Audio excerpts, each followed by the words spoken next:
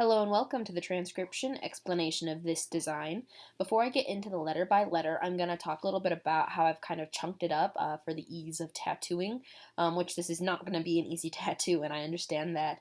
But I figured a split here for the arm, the part that's going to go on the upper arm, and then the split for on the shoulder would be a useful thing to do, especially because here we can cut it here and kind of fold it so it lays nicely over the shoulder, because that is a rounded part of your body and it'll be hard to put a flat disc when it's more like a cone would fit there a bit better. So anyway, I was thinking this could be like the first session design and this could be the second session design, and where it links up. So on this inner circle here is where this overlap is, and you can overlap that as much as you need to, anywhere along that gray bit, and then this double line here is where this overlap is. And again, that can go up along this double line as far as you need to. And these little circles right here, these thin lines, they can be overlapped as well if needed.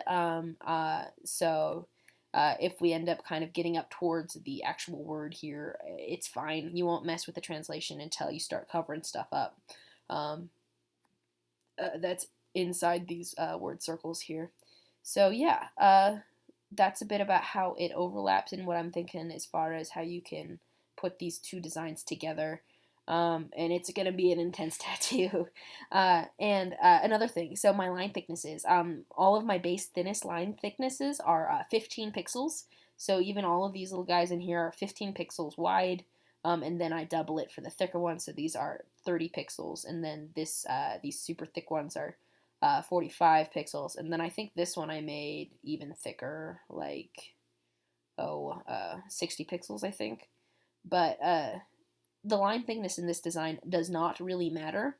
It is more for aesthetics. There are only very few times where it actually matters in the translation. For example, here it matters, and I think that's the only spot where them being different thicknesses actually matters for the translation. But otherwise, the line thickness is okay if you want to just run it as one single thickness instead of trying to match my exact, like, these are the 15 pixels, and here's the 30 pixel, and then 30 pixels, and then 15, and so on. So, yeah, that is about that's the stuff I think that the tattoo artists probably hear and know. And now I'm going to go in and go through the letter-by-letter transcription of how to actually read this, because it is, a script. So let's go ahead and talk about how to read it. So this was done in Loren Sherman's script, which uses a combination of dots and lines on these 4 different stems to make our consonants. And vowels are a bit trickier. They're these smaller circles, and they have different positions depending upon what vowel they are and if they're attached on one of these 4 consonant stems. So here's a nifty diagram that shows all possible combinations of vowel and consonant teams. So if we look at this A here, this is an A by itself just on the line of the word circle, so it's a little bit out, whereas an O would be inwards, and an E, I, and U are all in the same position, except I's have lines going inwards and U's have lines going outwards. And then we have our 4 different stems. So this is our deep divot with an A here, as opposed to a deep divot with an E in it. And then we have our circle inside the word circle stem, so like this. And then we have an example of that with an A, that with an E, that with an I, that with a U, and that with an O. And then we have our shallow divot here, which with no modifiers is a T. So this would be like a T-A, T-E, T-I, T-U, T-O. And then we have a T-H stem, so a circle on the line of the word circle. And that would be a T-H-A, T-H-O, T-H-U, T-H-I, T-H-E. So anyway, punctuation, last thing. So, and sentence structure is really tricky too. I'll talk a bit about that as well. So punctuation goes on the line of the sentence circle. So here we have a big old comma, which is on the line of this double sentence circle going around the whole kind of sentence on the shoulder.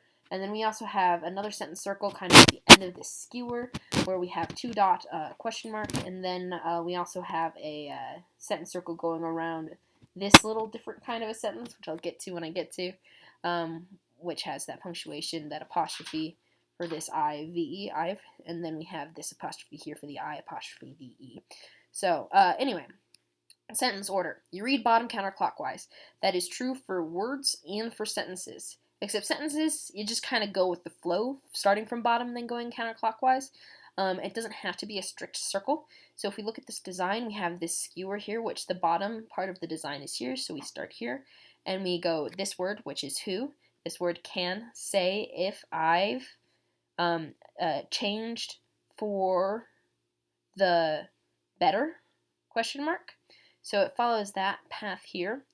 And then this guy is actually, it's kind of tricky to tell if we go from here to here to here instead of just following this line straight through. But because this starts at the sentence circle, there's another kind of indication for us to go off this way, which is bottom counterclockwise on this sentence circle. So here's the bottom of the sentence circle, and if we continue counterclockwise, we follow our skewer, just like we should.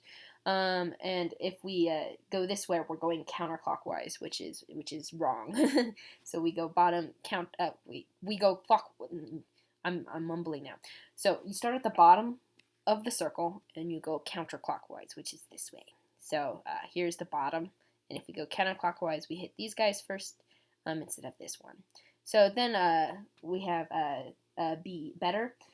And then we have our kind of next continuing of the phrase as we continue around counterclockwise on this sentence circle. So, but, B-E-K, because I don't have it memorized. Oh, I should just look here. But because I know you, then we have this thing, the comma, and then this thing. Here we have a sentence going around a word. So we read this sentence, what would be bottom counterclockwise. So if we go to the bottom of where the sentence should be, there's nothing until we get here. So this is the first bit of that sentence. So we read this word, which is I, apostrophe V-E, I've been changed for, and then our word in the middle is what we read last, good. So this is the last word of the sentence, which is kind of a weird spot for a last word to be.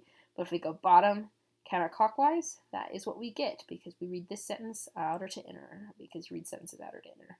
So yeah, that is the sentence structure. I'm going to go through kind of rapid speed and go through letter by letter of this. So here we have a shallow divot with 2 lines. A shallow divot with 2 lines is a W. And then we have a deep divot with, even though this line passes through it, it doesn't end on it, so it doesn't count. One line ends on it, a second line ends on it. So even though it's the same line that ends on it twice, it still counts for 2. So that would be an H, then an O, little circle inside the word circle, so who.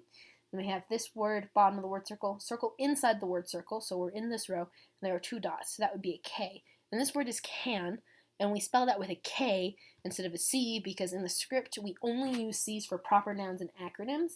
Otherwise you substitute the letter C with an S, a K, or a CH, or whatever sound it makes. So this is a K, can, so we replace it with a K. So K, A, and then circle inside the word circle N. Because N's have 1 line, and here's that little line there. So I overlapped these 2 letters, which is kind of a tricky thing to do because it looks like it could be an O, but it's too big to be a vowel. Plus, this has 2 dots. No vowels have 2 dots, and O's don't have lines. So anyway, K-A-N, and then we have our next word, bottom of the word circle. We have this shallow divot here. 1, 2, 3 lines. Oh, and again, the lines, they can curve, they can be straight, but I'm sure you figured that out from this example. But 1, 2, 3 lines, because we have this curvy one, that straight one, and that curvy one. So 3 makes that an S. And then we have an A outside the word circle. And this is actually a tiny bit closer to this word than this word, so it counts for this word and not that word, so it goes here. So S-A, and then we have this circle on the line of the word circle with 1, 2 dots, so that would be a Y. So say. Then we have this word, bottom of the word circle. Even though this is kind of shifted a little bit to the left of 6 o'clock, it still crosses that 6 o'clock middle bit, so we still read it. And I really push that rule in this design as far as what letter is read first. But here we have an I line going towards the middle because it does barely nick that middle of the word circle. So I, and then we have an F. So if. And then we have our next word, bottom of the word circle, I, line going towards the middle, and then we have an apostrophe, that double line, V, 1 line, and then an E at the end of it, so I've. Then we have a deep div with 2 dots, which is a CH, A. Then we have a circle on the line of the word circle, so we're in this row, and that line definitely ends on it. And these guys are sneaky, but they end on it too. So that thick line here and this thick line here are actually just lines from the NG, because that would make it 1, 2, 3 lines on this circle on the line of the word circle. So NG, E, and then D, because 3 dots on a deep divot. So changed. Then we have this word, bottom of the word circle.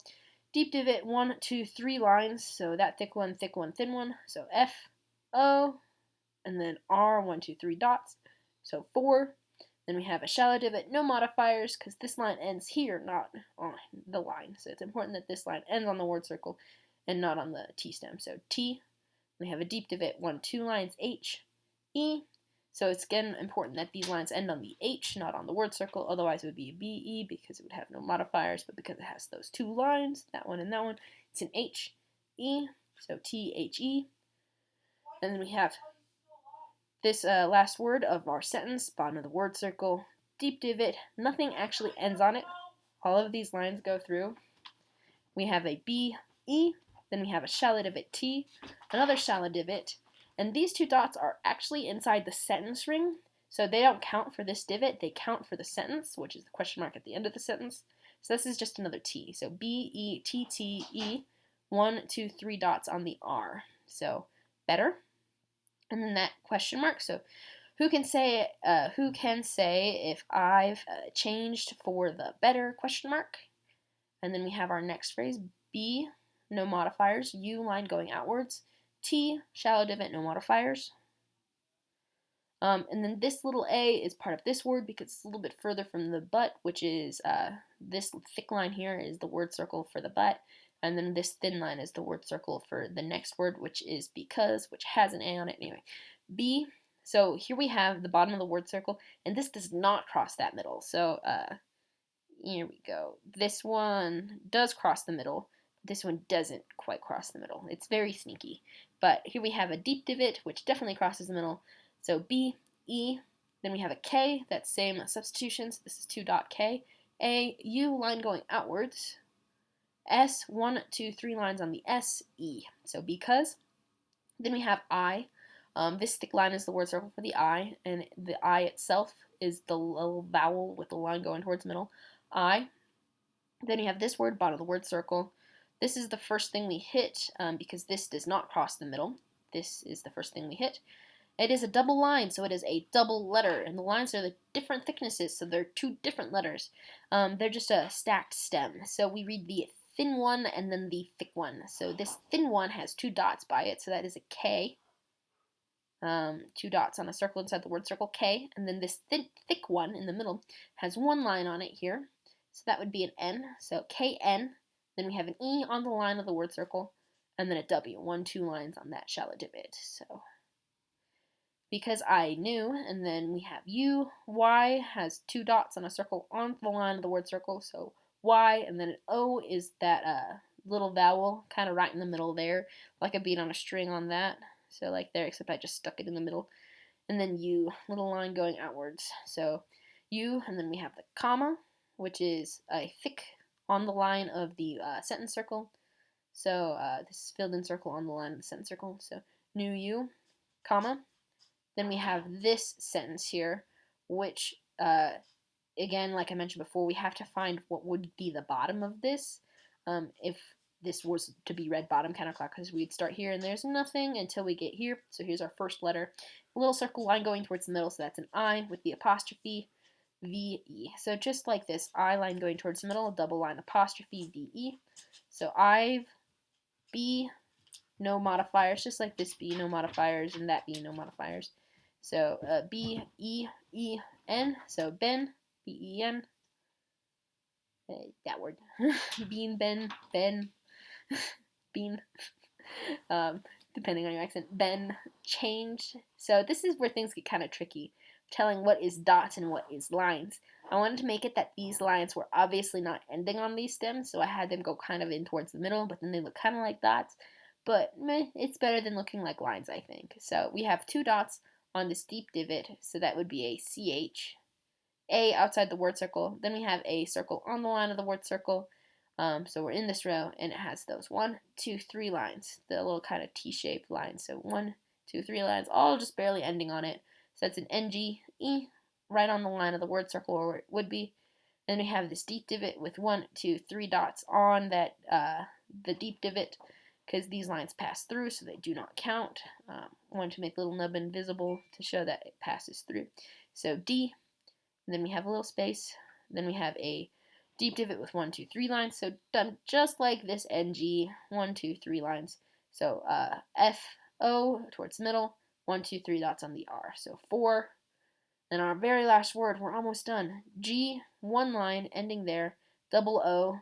Here we have another double letter, just like that double letter, except these are the same thickness, so it's the same letter twice. So G, double O, and then we have a deep divot with 1, 2, 3 dots closest to it, so that would be a D. So good. So yeah, again, just one more read through.